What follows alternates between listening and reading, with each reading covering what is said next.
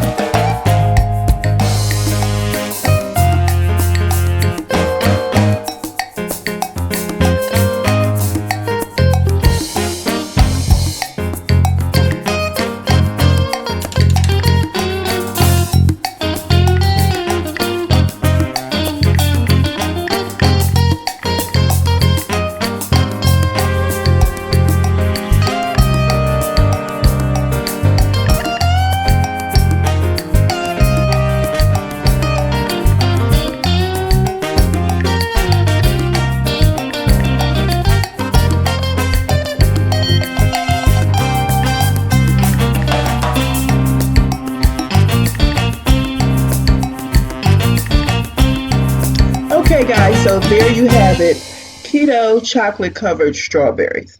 Now, I covered 4 strawberries with pecans, so that's going to be about 1 carb per strawberry. And then I covered 4 more with Heath bars. And they're really little mini Heath bars. So when you do the calculation, 2 of those mini Heath bars is about 9 carbs. And so since I spread them on 4, then that's going to be, let's say, 2 carbs per strawberry. So the Heath bar might be 2 carbs or less, the pecans 1 carb, and of course the chocolate by itself is going to be about 2 carbs per strawberry. But if you use the Truvia, which I did not use, there will be no carbs at all in the chocolate covered strawberry. So try the recipe out. Tell me what you think. It's really easy to make.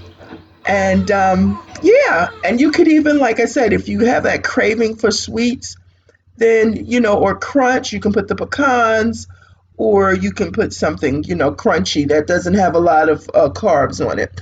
I hope you have a blessed day. Most of all, I hope you have a purpose-filled life in Jesus' name. And you know that I love you with that agape love. See you later.